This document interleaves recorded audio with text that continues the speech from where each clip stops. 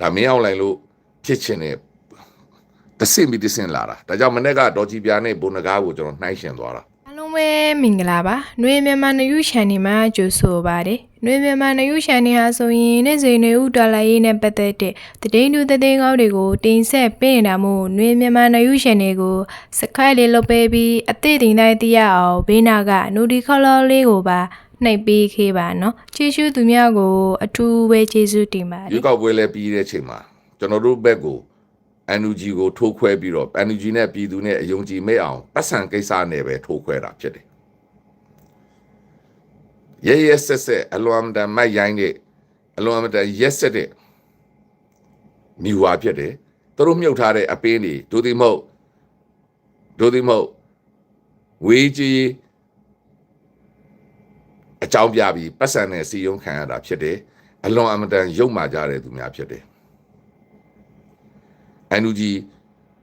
ဝန်ထမ်းတွေခန့်တာလူပေါင်းမှားတာလည်းဖြစ်တယ်ဒါကြောင့် NUG ကသူ့ NLD မဟုတ်ရင်မယုံရဲဘူးဆိုတာအဲ့ဒါကြောင့်ပဲ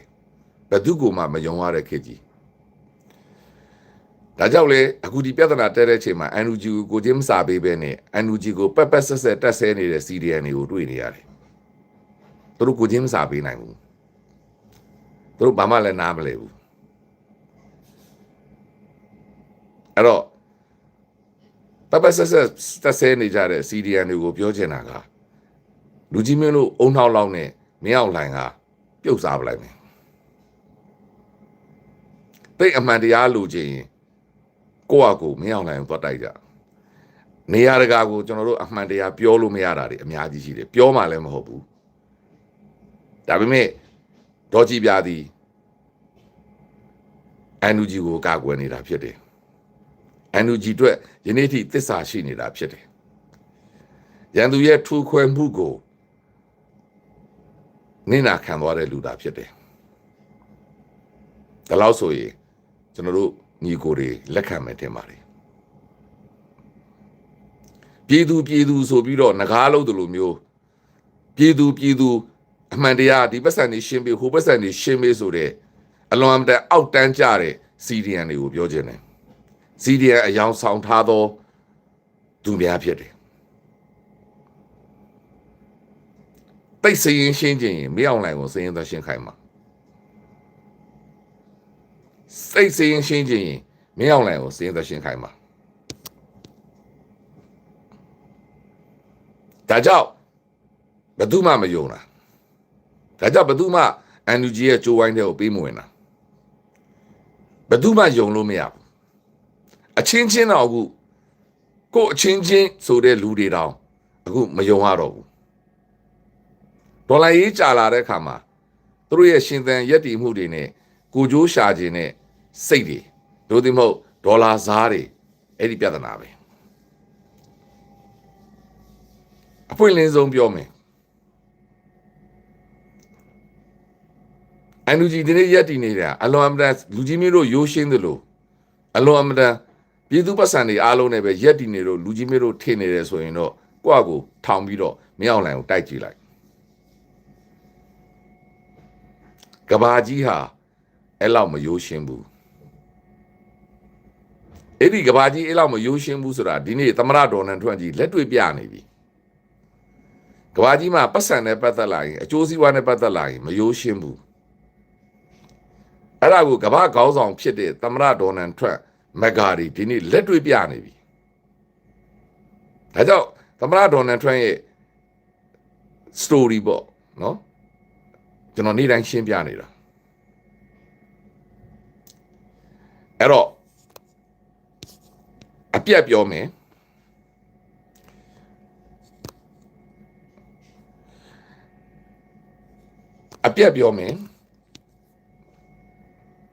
CDN ကိုအကြောင်းပြပြီး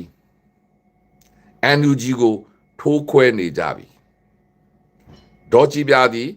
NUG ကိုကာကွယ်ပေးနေတာအဲ့တော့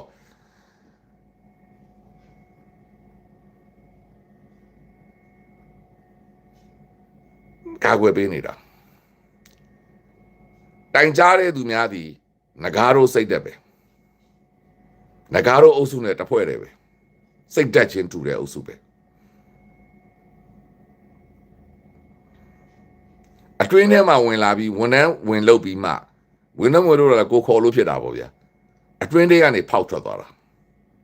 ဖောက်ထွက်ပြီးတော့အဲ့ဒီကနတော့ရှင်းပြလို့မရတဲ့ငွေကြေးကိစ္စကိုကင်ဆွဲပြီးဝန်ကြီးချုပ်ယုံကိုလူပုဂ္ဂိုလ်ကိုဆွဆွဲတယ်ဝန်ကြီးချုပ်ယုံကိုဆွဆွဲတယ်ပြီးတော့ NUG ရဲ့ရက်တီချုပ်ကိုဆွဆွဲတယ်ပြီးတော့ရေရချက်ရှိနောက်ဆုံးအဆင့်ဒီလိုထုတ်ထွက်ရှင်းမယ်ဆိုရင်သူတို့က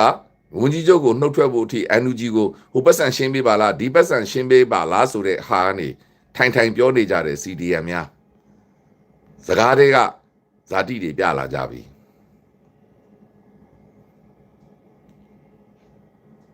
အဲ့တော့မဟုတ်ပြောချင်တာဆွဆွဲနေတဲ့ကိုကို CDM လို့ပြောနေတဲ့လူတွေပြည်တွင်းက CDM တွေမပါဘူးနေဆက်မှာရှိနေကြတဲ့ကိုကို CDM လို့ဆွဆွဲနေကြတဲ့သူများဒါကြောင့်ဆရာကြီးဇိုဝေဇိုက CDM ကမဆိုင်ပါဘူးလို့ပြောတာဒါပေမဲ့အဲ့ဒီဆွဆွဲတဲ့လူကိုယ်တိုင်လည်း CDM မဟုတ်ဘူး NLD ကလူဖြစ်တယ်ဆွဆွဲတဲ့လူကိုယ်တိုင်လည်း CDM မဟုတ်ဘူး NLD ကလူဖြစ်တယ်အဲ့တော့ CDM အစ်စ်တွေက CDM ထိတယ်ဆိုပြီးအကုန်လုံးနာကုန်ကြတာပြောချင်တာကသက်ခိုင်လို့လူတွေဖြစ်တယ်စန္ဒာမင်းလို့လူတွေဖြစ်တယ်ဒါပေမဲ့သူတို့ဒီ CDM မျက်နှာဖုံးကိုစွတ်လိုက်ကြတာဖြစ်တယ်အဲ့ဒါကိုဘာမသိညာမသိ CDM တွေကဒါမဲ့အဲ့ဒီထဲမှာလဲဘာမသိညာမသိ CDM ဆိုတာလဲအဲ့ဒီထဲမှာလဲစစ်ကောင်စီမြုပ်ထားတဲ့အပင်းတွေဖြစ်မှာပေါ့အဲ့ဒီအုပ်စုတွေကလည်းအချိန်ကိုက်ထပြီးတော့ဝိုင်းတိုက်ကြတာဖြစ်တယ်မပြီးနိုင်မစည်းနိုင်ရန်သူကိုတိုက်မဲ့အစား NUG ကိုတိုက်နေကြတယ်အခွင့်အရေးရတာနဲ့ NUG ကိုပတ်စံကိုကိစ္စကိုအကြောင်းပြပြီးညီမျိုးစုံနဲ့အပုတ်ချနေကြတယ်သူတို့ကိုယ်တိုင်တပြားမှလည်းထည့်ထားတာမဟုတ်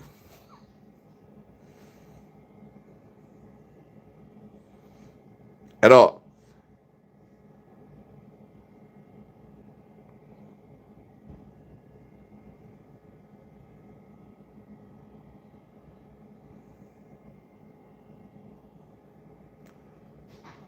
အခုက CDM အတုတွေကလည်း6800ဇားတွေက CDM ပုံစံနဲ့ဝင်လာဆဲနေကြပြီအသွင်ပြောင်း CDM တွေပေါ့ဗျာအတုတွေအခုအများကြီးပေါ်နေပြီအခု CDM အစ်စ်လို့ထင်ထားတဲ့တချို့လူတွေကလည်းမပြီးနိုင်မဆဲနိုင်နဲ့ရှင်းပြအောင်စရင်ရှင်းပါအောင်စရင်ရှင်းပါအောင်နဲ့မပြီးနိုင်တော့ဘူးဘာလို့စရင်ရှင်းရမှာဘာလို့စရင်ရှင်းရမှာ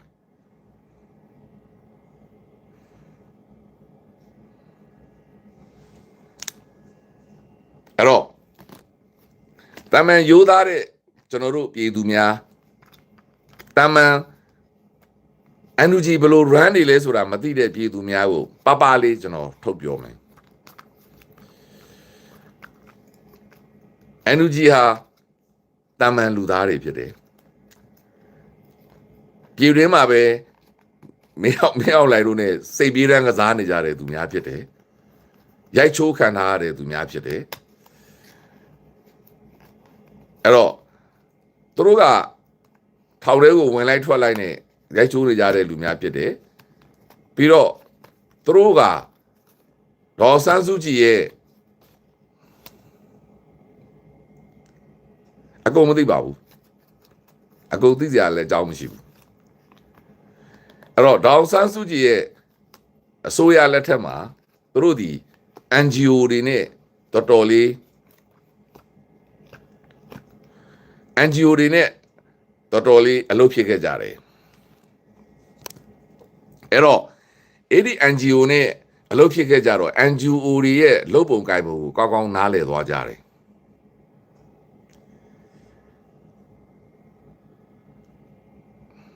ပြောချင်တာက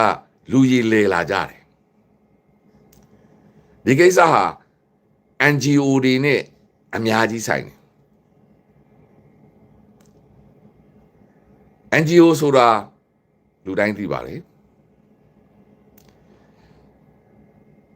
ကဘာကြီးကမြန်မာနိုင်ငံဒီမိုကရေစီရခြင်းလို့ဤမျိုးစုံနဲ့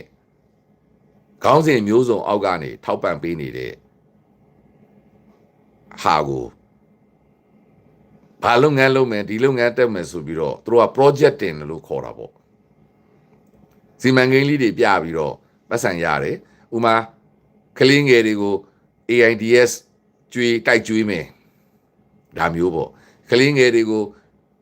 မိခင်တို့ရပြက်နေတဲ့ကလေးငယ်တွေကိုဟိုတယ်မော့ပြုစုစောက်ရှောက်မယ်ဒါမှမဟုတ်လေမြန်မာနိုင်ငံဒီမိုကရေစီရရှိဖို့အတွက်လူတွေမဲဘယ်လိုပေးရအောင်ဘယ်လိုစီစဉ်ပေးမလဲသင်တန်းပေးမယ်ပြီးတော့မြန်မာနိုင်ငံမှာရှိတဲ့အမျိုးသမီးငယ်လေးတွေအလောက်ကန်ခွင့်လိုင်းနဲ့နိုင်ငံရေးနားလဲအောင်သင်တန်းပေးမယ်ဥပမာတွေပေါ့အဲ့တော့ NLD ဟာဆင်းရဲတယ်မင်းအောင်လှိုင်တို့အုပ်စုကရန်သူတွေကိုဆင်းရဲစုပ်ပြအောင်လုပ်ထားတယ်အဲ့ဒါမှပတ်စံမရှိရင်လူတွေကိုစီးရိုးလို့မရဘူးရုံငန်းတွေဖွင့်လို့မရဘူးဘယ်လိုမှလုပ်လို့မရတော့ပတ်စံမရှိအောင်အကုန်လုံးကိုစီးပွားရေးမလုပ်ရဲအောင်ပိုင်ဆိုင်မှုတွေသိမ်းထားတယ်ဘယ်လိုမှရက်တီလို့မရအောင်ဖျက်ဆီးထားတယ်တောင်းသားပဲဖြစ်ဖြစ် NLD ပဲဖြစ်ဖြစ်နိုင်ငံရေးသမားတွေဖြစ်ဖြစ် NLD ကဆင်းရဲတယ်ဒါပေမဲ့သူတို့မှစိတ်သက်ရှိတယ်လှုပ်ရှင်တယ်အဲ့တော့အဲ့ဒါကိုနိုင်ငံတကာကအစိုးရတွေကသိတယ်တက်ဝင်ပါလို့လည်းမရဘူးအဲ့တော့နိုင်ငံတကာအစိုးရတွေကကူညီတဲ့အနေနဲ့ခဏတုန်းကကျွန်တော်ပြောတဲ့ခေါင်းစဉ်တွေအောက်ကနေကလေးငယ်ဖို့ပြတိုးတက်ရေးပေါ့လူမှုရေးပေါ့နော်ပညာပေးရေးပေါ့ဒါမျိုးတွေ education တွေပေါ့နော်အမျိုးသမီးတွေကာကွယ်ရေးပေါ့ကလေးတွေငယ်ကာကွယ်ရေးပေါ့အမျိုးစုံခေါင်းစဉ်အောက်ကနေကိုကအင်္ဂလိပ်လိုနားလည်ပြီးတော့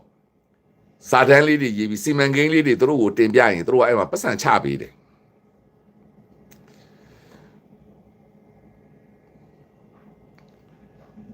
အဲ့တော့အဲ့လိုလုပ်ပြီးနေရကနေပြီးတော့အထူးသဖြင့်အားလုံးမှတ်မိလား NLD ထဲမှာ AIDS ဆေးတိုက်ခဲ့ပြီးနာမည်ကြီးခဲ့တဲ့လွှတ်တော်အမတ်ရှိတယ်ရန်ကုန်တိုင်းရပဲသိပါလားဘယ်သူပါလဲအခုလည်းကျွန်တော်တို့ဘက်မှာပဲရှိနေပါတယ်နာမည်ကြီးပါ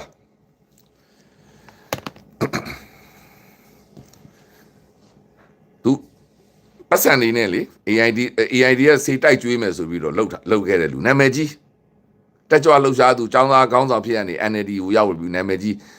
လွတ်တော်မှတ်လည်းဖြစ်တယ်အခုကျွန်တော်တို့ဘက်မှာလည်းရောက်နေတယ်သူတို့ဥဆောင်ပြီးတော့ NUG ကိုဖွဲ့စည်းတာလေနာမည်ကြီးဘယ်သူပါလဲဟုတ်ပါတယ်အဲ့တော့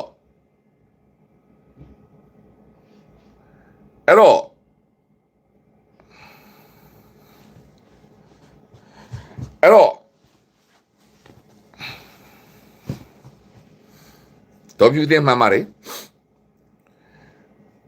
ဒေါ်ပြူသိန်းတို့အနေနဲ့ဘယ်ကပတ်ဆိုင်ရမှာကျွန်တော်မသိလို့မေးတာမင်းအောင်လိုက်ဒီလောက်ရဲရဲဆက်ဆက်ဖန်စီနှိပ်ဆက်စီးပွားရေးလည်းမလုပ်နိုင်အဲ့တော့ဘာဖြစ်မလဲနိုင်ငံတကာကအဲ့ဒါကိုဒေါ်ပြူသိန်းကိုလှုပ်ရှားမှုတစ်ခုအနေနဲ့ကနတော့ကလေ NGO တွေရှောက်ပြီးတော့တဆင့်ရနေပြီးတော့ထောက်ပံ့မှုတွေလာခဲ့တာအဲ့ဒါမျိုးနဲ့အသွင်တွေပြောင်းခဲ့ကြတာဒါအကောင်းဆုံးဥပမာဒေါ်ပြူသိန်းမှာဒေါ်ညူသိန်းနဲ့လည်းပါမှာပေါ့အဲ့ဒီအထဲမှာအကုန်ပါတယ်အဲ့တော့ပြောချင်တာကအဲ့ဒါမျိုးတွေနဲ့ကျွန်တော်တို့တွေဟာပြည်တွင်းမှာအဲ့လိုမျိုးမောင်စောခါတို့လည်းပါတယ်ပဲထင်တာပဲမောင်စောခါတို့လည်းပါတာပဲမောင်စောခါတို့လည်းဒီလိုလမ်းနဲ့ပဲလာခဲ့ကြတာပဲအဲ့ဒါမျိုးနီးတွေနဲ့ကျွန်တော်တို့ပြည်တွင်းမှာပတ်စံမရှိတဲ့ဒီချမ်းသာတဲ့ပတ်စံမရှိတဲ့တက်ကြွလှူရှားသူတွေကချမ်းသာတဲ့မင်းအောင်လှိုင်တို့အုပ်စုကိုဝိုင်းတိုက်ကြရတာအဲ့ဒါကိုသိတဲ့နိုင်ငံတကာကနီးမျိုးစုံနဲ့နာမည်ခေါင်းစဉ်မျိုးစုံအောက်ကနေကနတော့ကကူညီပေးတယ်အဲ့ဒါကိုအမေရိကန်ရဲ့ဒီမိုကရေစီပြန့်ပွားမှုနော်ပြီးတော့ဥရောပရဲ့နိုင်ငံများအားလုံးဒီမိုကရေစီနိုင်ငံတွေပဲပေးတာပါ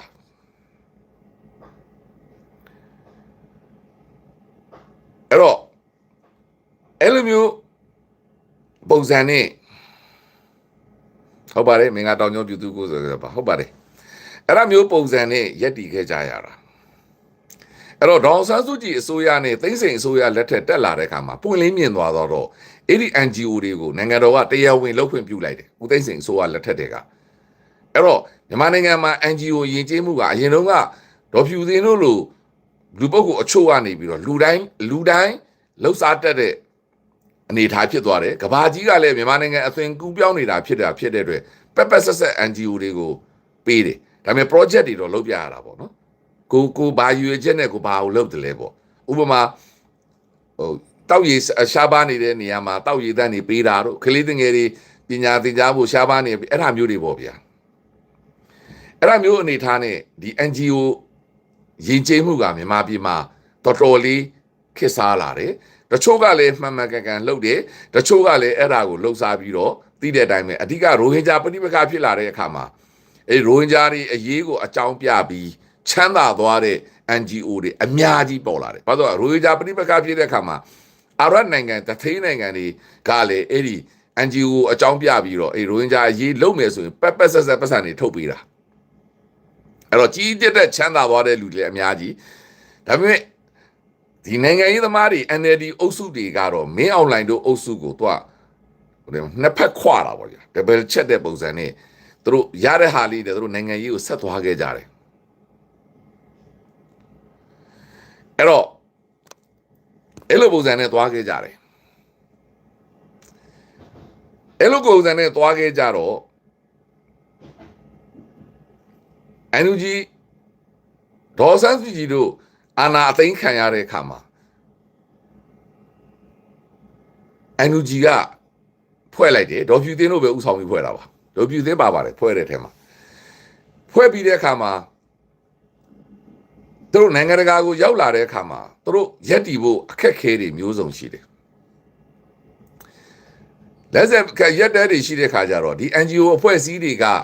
သူတို့ရဲ့မူရင်းဒိုနာဆိုတဲ့ပိုင်ရှင်တွေနိုင်ငံတွေကိုဆက်လက်ပြီးတော့သူတို့အကူအညီတွေတောင်းကြမှာပေါ့ဗျာအဲ့တော့ပြဿနာကဒီရတဲ့ပတ်စံကလည်းပြည်သူတွေရဲ့အလှူငွေတွေကလည်းစစ်ရေးကိုဦးစားပေးနေရတော့မလုံလောက်ဘူးအပြင်မှာရှိနေတဲ့ဒေါ်လာရေးကိုဥဆောင်တဲ့လူတွေကလည်းစားဝတ်နေရေးကလည်း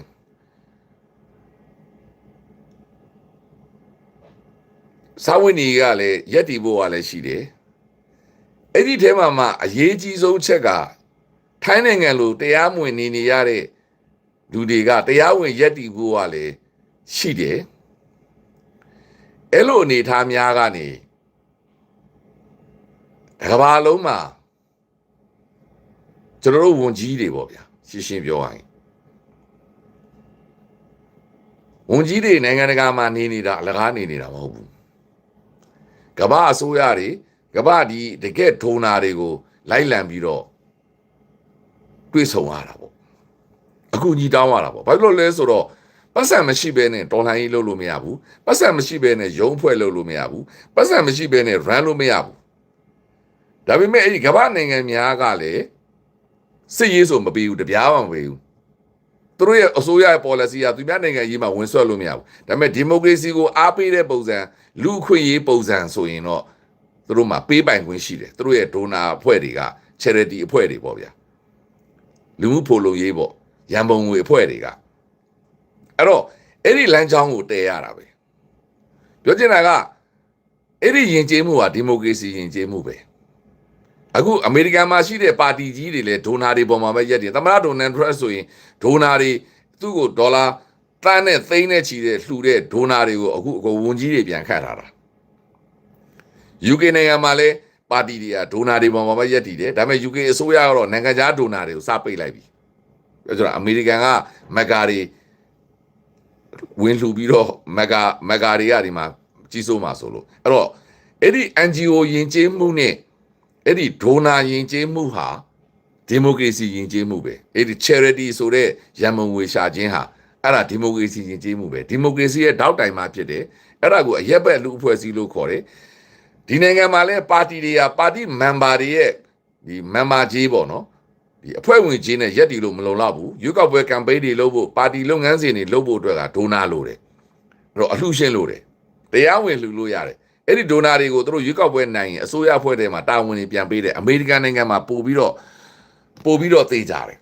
ပို့ပြီးပွင့်လင်းလာတာပေါ့ပြောချင်တာက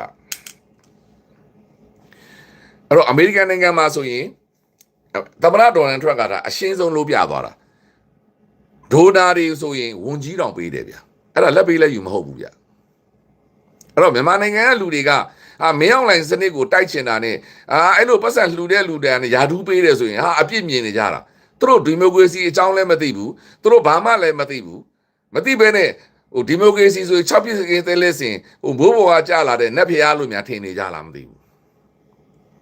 အမှန်ကဒီမိုကရေစီမှာလေ